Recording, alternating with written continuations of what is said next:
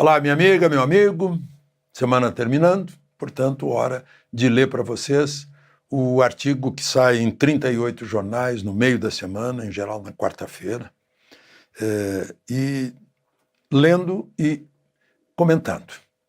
Não esqueça de se inscrever e, ao final, de deixar o gostei ou não gostei. Vamos, então, à leitura do artigo com observações nas entrelinhas.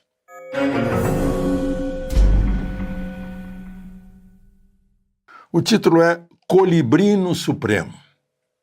Vai tratar do grande assunto que interessa a você, a mim, que é a censura nas redes sociais, nesse lugar em que a gente está conversando. Sempre houve impedimento de pornografia, de apologia ao crime, apologia às drogas, apologia à violência. Agora, incluir lá agressões ao Estado Democrático e de Direito ou atos antidemocráticos, isso é muito genérico, muito subjetivo, e depende de quem está fazendo a crítica e de quem está recebendo a crítica, né? Quem recebe a crítica pode achar que é uma agressão. Eu, por exemplo, acho que a crítica sempre é produtiva, faz a gente pensar.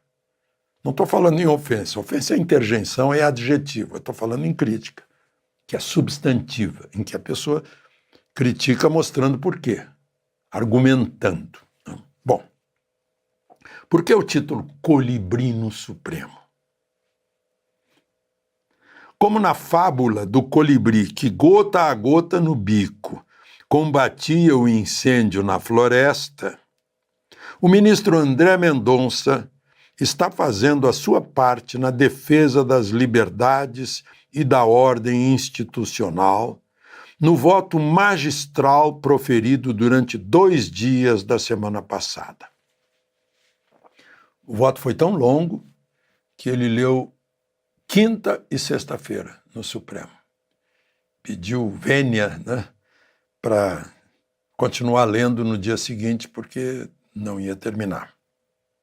Voto brilhante. Contrariando o princípio de que o jornalista não deve se entusiasmar com a notícia, expressei no meu canal de YouTube que o didático voto deveria ser publicado em livro para ser estudado em faculdades de direito. Está no nível, né? Vocês que me acompanham estão lembrados que eu disse isso. Aí escrevi contando que disse isso aqui no YouTube. E fiquei entusiasmado. Eu sou jornalista. Entusiasmo não é bom para o jornalista, porque entusiasmo é emoção. O jornalista tem que ter cabeça fria para poder relatar, para não trair os fatos com as suas emoções. A opinião de juristas e advogados em geral confirmou meu entusiasmo.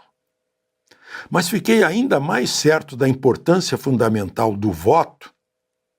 Embora venha a ser certamente voto vencido, eu escrevi, né, e já é voto vencido.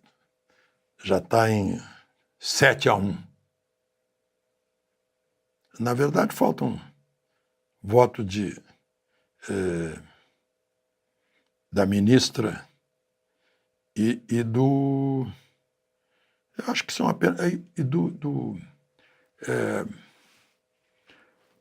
outro indicado pelo presidente Bolsonaro. Não vai fazer diferença, né? Pode terminar 9-2, por exemplo.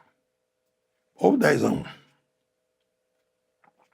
Já, na hora que chegou no sexto voto, já passou da metade. Estamos aqui imaginando. Bom, e aí, no fim de semana, ou seja, no sábado último, deparei com editoriais apoiadores do voto em 2 dos mais importantes jornais do país, Folha de São Paulo e o Estado de São Paulo. Eu já citei aqui a Folha e o Estadão, mas não citei com as transcrições que eu fiz no artigo. Eu tirei ou um resumo ou frase ipsis literis.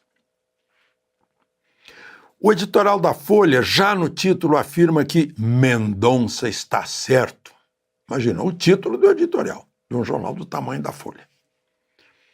E atesta que o ministro resguarda direitos fundamentais que têm sido ignorados. Eu pus isso entre aspas, escrito da Folha. E acrescenta que, aspas, ordens secretas, sem que o acusado possa saber da acusação, remetem às piores práticas do absolutismo e constituem uma abominação. Fecha aspas. Até no original está absolutismo monárquico. Depois, a Folha lamenta que, aspas, o juízo de bom senso e de rigorosa aderência aos princípios constitucionais expressados pelo ministro Mendonça, tende a ser francamente minoritário na cúpula da justiça, que é o STF. E termina constatando que o Supremo, aspas, caminha para mais uma invasão de atribuições do Legislativo, fecha aspas. É o que vai acontecer. Não basta condenar o artigo por inconstitucional. Querem escrever, redigir, pelo jeito, uma alternativa para o artigo. Mas só que pode fazer isso é o Congresso. O Supremo não tem poderes legislativos. Ele é o judiciário. Só quem tem poder legislativo de fazer lei é quem tem voto. Porque esse é o poder de fazer leis, o poder transferido do povo para o seu representante eleito, através do voto. O Estadão foi ainda mais contundente no editorial de sábado. Já no título, qualifica a participação do ministro de um voto pela razão. Esse foi o título. Esse é o voto pela razão.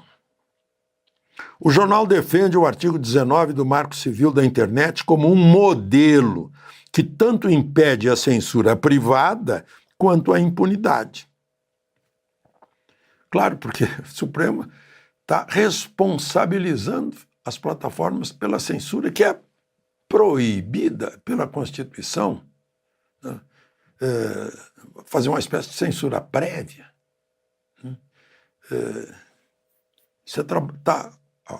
O artigo 19 diz que são obrigados a tirar se houver ordem judicial. Mas não tem esse poder de retirar por conta própria, achando que, a não ser o que é evidente, pornografia infantil, essas coisas. Né? Eu até acho que jogatina também está fazendo a desgraça dos pobres aí, mas enfim. A CPI da jogatina teve mais votos a favor dela, né? Bom, e acabou a CPI, acabou em pizza, né? Só para lembrar. O jornal defende que o artigo funciona e afirma que a regra está sob ameaça do Supremo. Já não é mais ameaça, já foi executado. O editorial diz que os votos de Fux e Toffoli, que eram os votos que tinha quando o editorial saiu, atropelam o devido processo legal. E aí tem mais. A densa opinião, aqui resumida, do Estadão. Aí eu dei uns cortes, mas as frases são as mesmas. Aspas. Contra essas tendências alarmantes se ergueu o voto de André Mendonça. Com raciocínio robusto, reafirmou a liberdade de expressão como pilar do Estado democrático de direito e rejeitou o ativismo judicial. Cabe ao Congresso deliberar. Não é papel do Supremo reescrever lei. O voto de Mendonça não é só tecnicamente impecável, é um alerta institucional e uma reafirmação da separação de poderes. Está no Estadão isso. E ainda conclui de forma lapidar. Aspas. Em termos de histeria regulatória, é bom saber que ainda resta, na mais alta corte, quem compreenda que a liberdade de expressão é o primeiro e o último bastião das sociedades livres.